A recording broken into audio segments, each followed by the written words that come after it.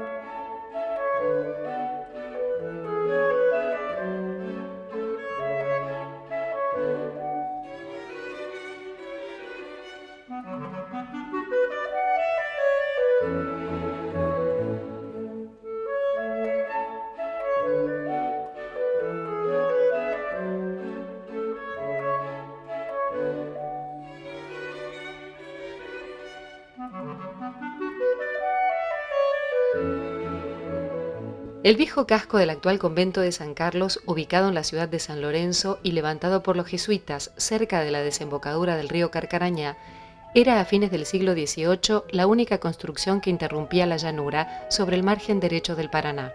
En 1790, la Orden de los Franciscanos se instaló en el convento, en el que pocos años después se libraría la Batalla de San Lorenzo.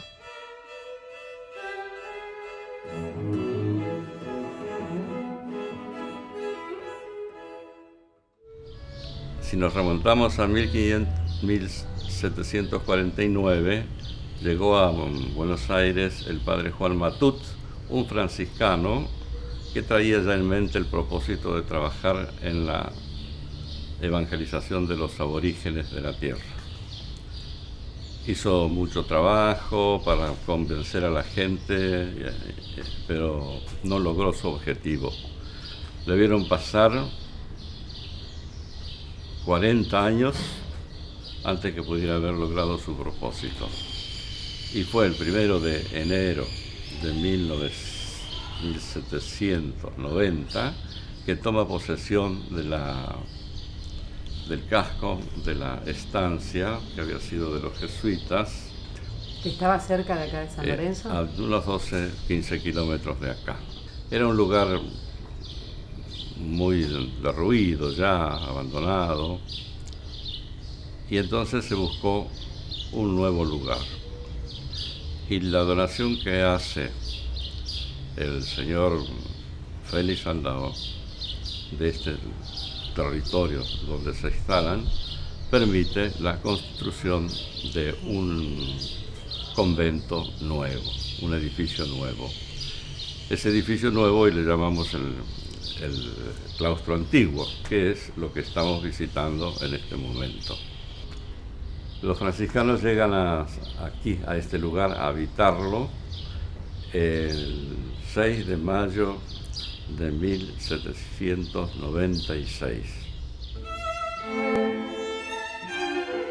Mientras en los alrededores del convento de San Carlos se instalaban los primeros ranchos que formarían con el tiempo el pueblo de San Lorenzo, a fines de 1812, en Buenos Aires, el segundo triunvirato retomaba la ofensiva por la independencia nacional y le encomendaba al general San Martín y a su flamante ejército de granaderos a caballo la defensa de la costa occidental del Paraná.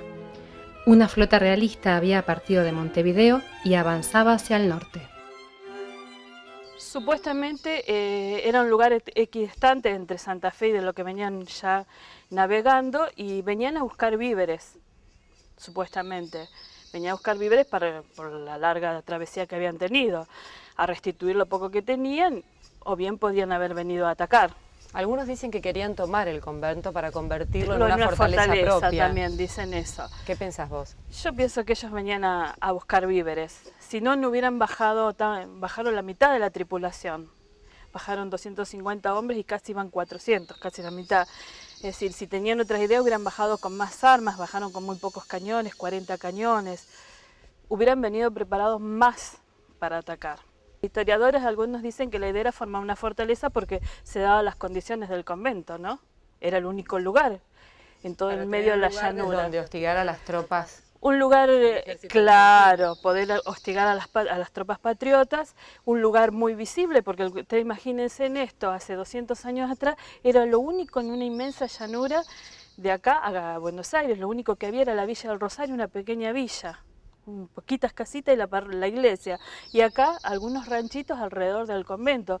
Después, hacia 1850, cuando este convento toma forma, comienza a conformarse el pueblo recién.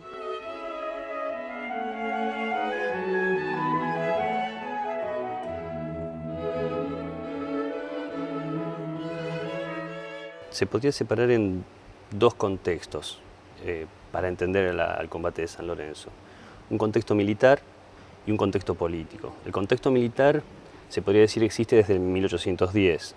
El contexto político tiene un giro a partir del 12, de octubre del 12, en el que San Martín también cumple un rol importante. En lo que hace en contexto militar, las incursiones constantes de las flotas realistas por los ríos Paraná y Uruguay tenían que ver con la permanencia en Montevideo de una resistencia o de un gobierno leal a las autoridades de la península, a las que las autoridades de Buenos Aires no reconocían más. Estas autoridades realistas de Montevideo habían sido sitiadas por tierra por ejércitos patriotas, y entonces el único recurso que tenían para oponerse a la fuerza de Buenos Aires y al mismo tiempo para aprovisionarse de los elementos necesarios que ya su propia campaña no les podía dar, era mandando esta flota realista por los ríos. Entonces el propósito de estas incursiones de las flotas realistas, hasta el 14 que cae Montevideo, es por un lado aprovisionarse de lo que les faltaba por el bloqueo, el sitio que tenían por tierra, y por otro lado cortar las líneas de comunicación de estos ejércitos sitiadores patriotas que estaban obstaculizando o que estaban impidiendo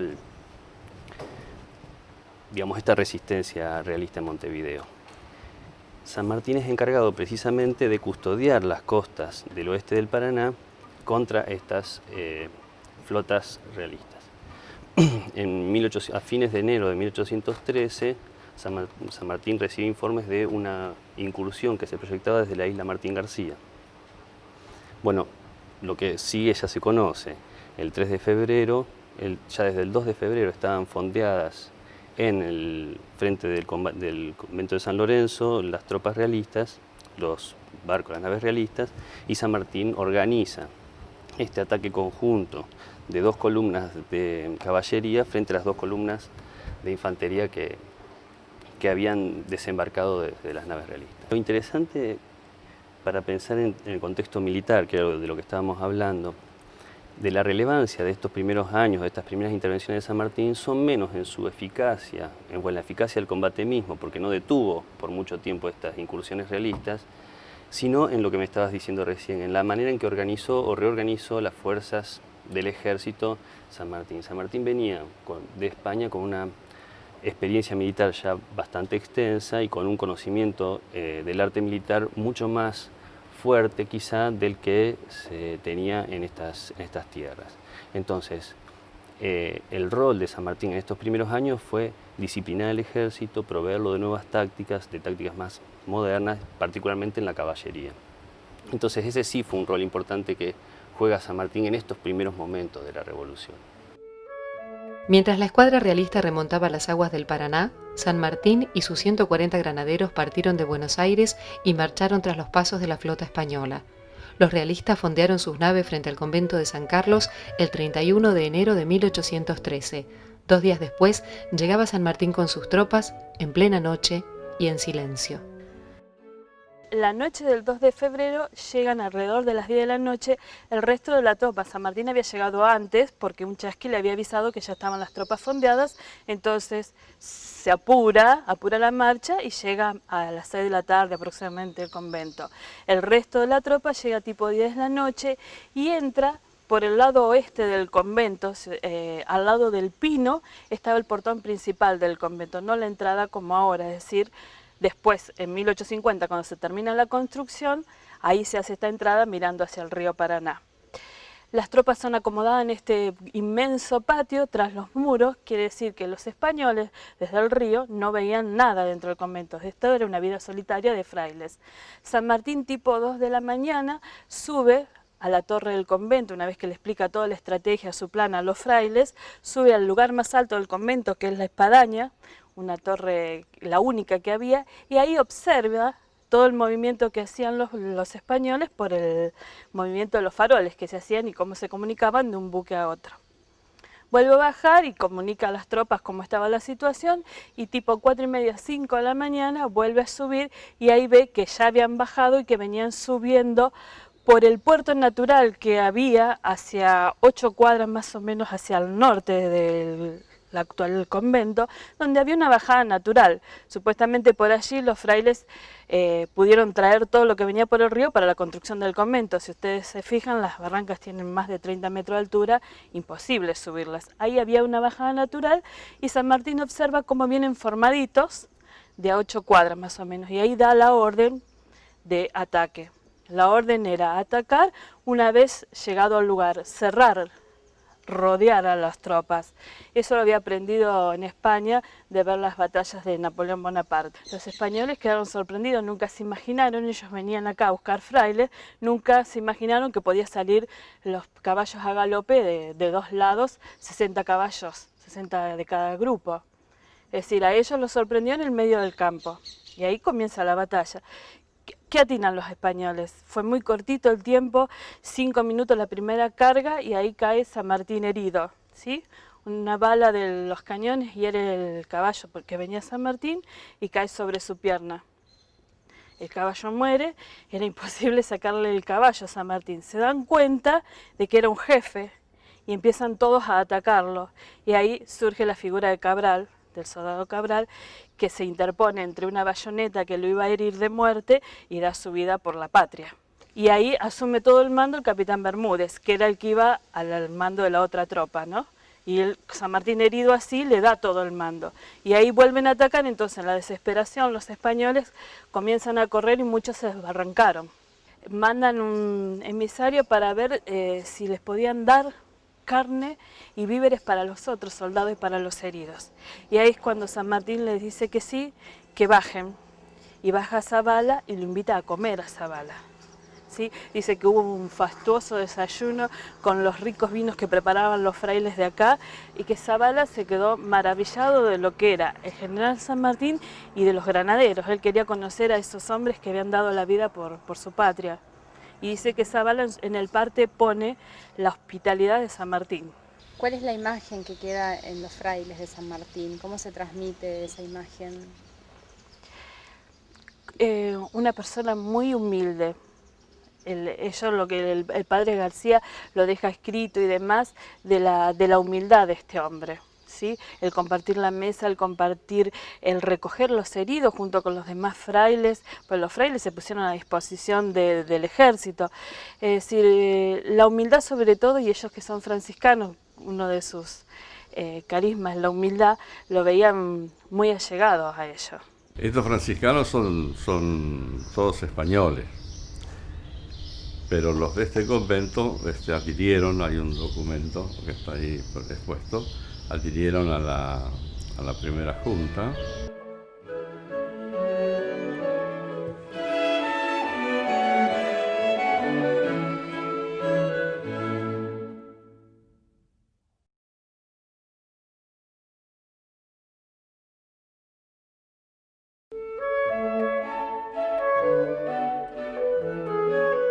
Aquí, en estas galerías, en estos claustros, en estas celdas, San Martín y sus granaderos se prepararon para la batalla.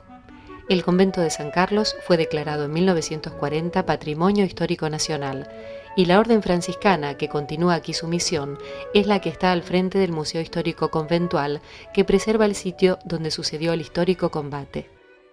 Bueno, estamos en la habitación donde el 14 de febrero de 1813 falleció el capitán Bermúdez, luego de sufrir graves heridas en el combate de San Lorenzo.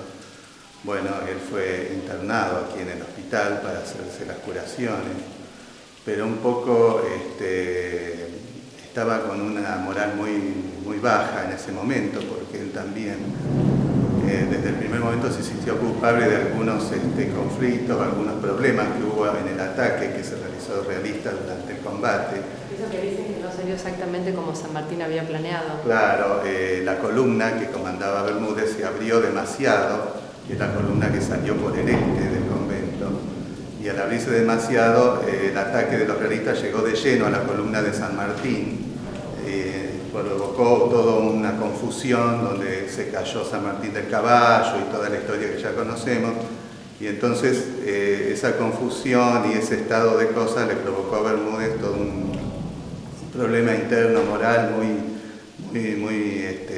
muy grave. Él se sentía culpable de haber provocado esas cuestiones y bueno, estuvo internado aquí en esta habitación, atendido por los frailes durante 10 días, o más o menos, y llegó un momento que él se desató el torniquete que evitaba que sufriera hemorragias. Sí, de la pierna. Claro, de la pierna que tenía herida, y bueno, y se dejó morir, y muriendo el 14 de febrero.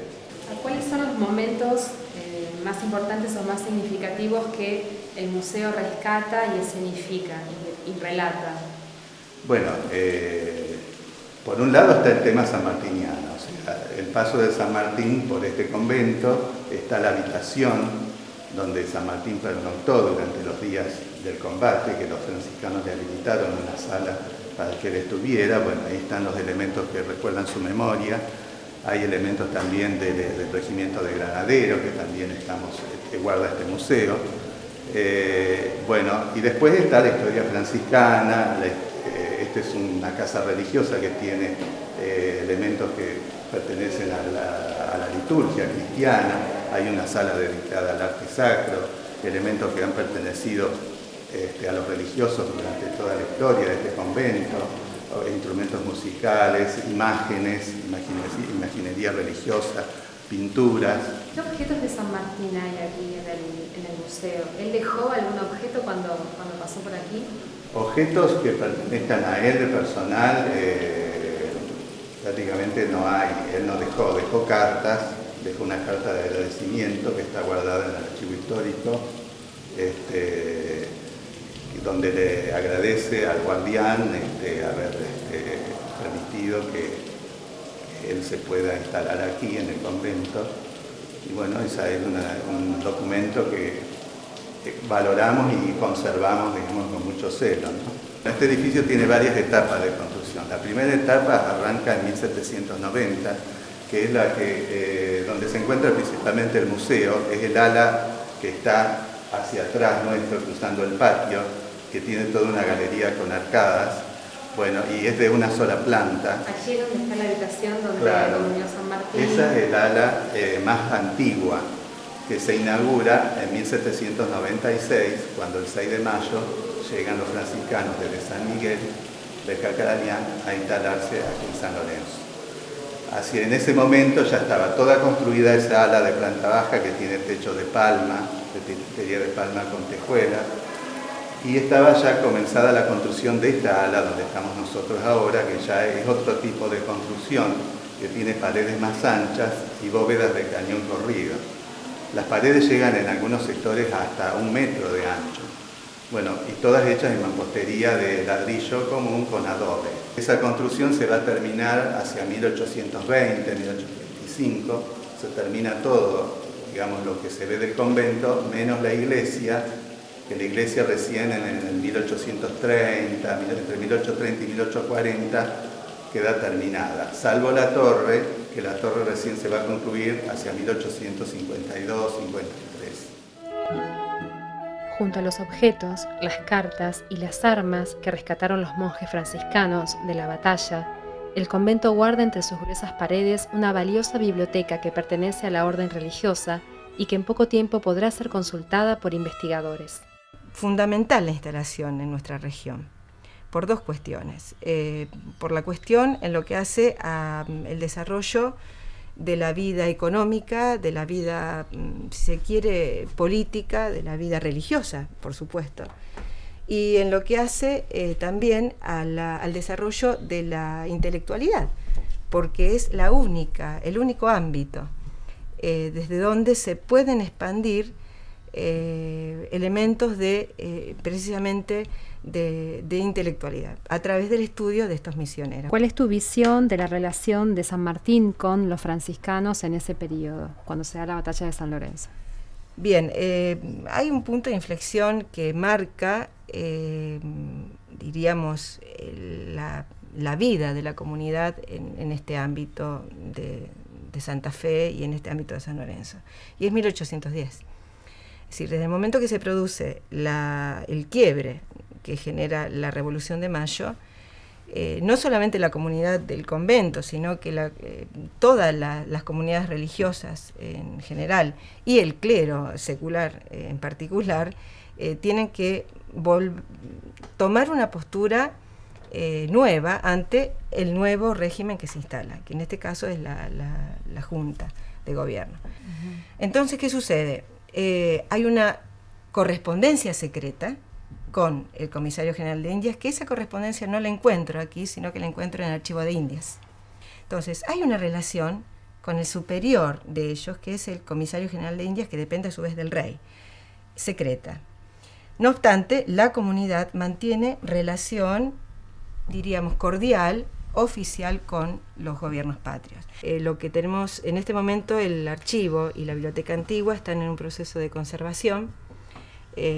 Posteriormente vamos a pasar a la restauración y contemporáneamente a la digitalización, a fin de, en un plazo inmediato, en la medida que el tiempo lo diga, crear un centro interdisciplinario de estudios en este ámbito. Así lo determinó la provincia franciscana, las autoridades de esta provincia, y poner a disposición del historiador y del investigador la digitalización de estos documentos. Así que, porque sin duda esto supone un estudio interdisciplinario y de hecho es realmente riquísimo para poder demitificar, para poder aclarar, para poder valorar lo que la acción de estos frailes desde este muy, muy periférico punto de lo que era el Virreinato del Río de la Plata. La figura heroica de San Martín comienza a gestarse entre los claustros del convento de San Carlos, pero no es tanto la importancia militar de la batalla, sino la consolidación de su rol político al frente del incipiente ejército libertador, lo que marcará su lugar en el proceso por la independencia americana. ¿Cuál es tu visión de por qué la batalla de San Lorenzo es como un punto fundamental para armar lo que es la figura de San Martín en la Revolución? En ese sentido creo que el combate de San Lorenzo es una construcción que reúne una serie de características que son buenos o que se ajustan a esas virtudes y a ese relato histórico. Por un lado, es la primera batalla que libra San Martín en el contexto de la Guerra de Independencia. Por otro lado, es la única que libra San Martín en territorio de lo que hoy es Argentina. En tercer lugar, las características del combate, esos toques épicos como la caída del caballo, el rescate y todo, le dan un tono muy digerible para este tipo de historias. Y hay Se vuelven una narración interesante, atractiva, claro, y heroica.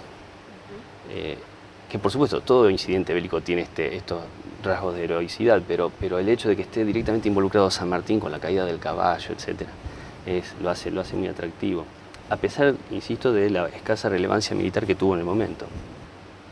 Y por otro lado hay una dimensión local también, que es muy fuerte, porque este combate que transcurrió en San Lorenzo vincula a la región con esta gesta patriótica. Entonces creo que esa relevancia del combate en este discurso es mucho más fuerte en un discurso local de la historia, una reconstrucción local de la historia.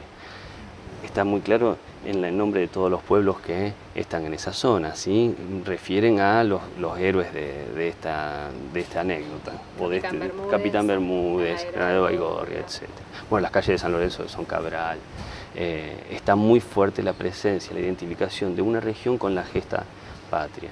Otras ciudades lo tienen mucho más fácilmente, Buenos Aires con su Plaza de Mayo y muchas otras cosas más, la Casa de Tucumán. Bueno, cada ciudad buscó asirse a ese pasado, o cada región, incluso cuando no eran más que un conjunto de casas en ese momento. Y otra cosa que es interesante para que el combate de San Lorenzo se vuelve interesante para testear es cómo la guerra impactó en diferentes regiones, cómo impactó por ejemplo, en estos pequeños poblados de Rosario, por ejemplo, que movilizó una cantidad de fuerzas enormes, y cómo también movilizó muchísimo. Si uno ve la procedencia de estos protagonistas, digo, de Cabral, de Baigorria, era gente que se había movido de todas partes del virreinato, y eran movimientos de personas constantes que causaron mucho impacto. Pero por supuesto, el combate por sí solo no lo demuestra, es una muestra más del impacto que causó todo el periodo revolucionario en este territorio. En realidad San Martín, cuando es notificado de que había fuerzas realistas españolas acechando las costas argentinas, él estaba más o menos lo que es San Nicolás. Entonces decide vestirse de paisano y junto con otro oficial marchan hacia San Lorenzo. Esto era para no ser reconocido desde los Exactamente, barcos. porque el regimiento viajaba de noche. ¿Por qué? Porque este uniforme es muy vistoso de día.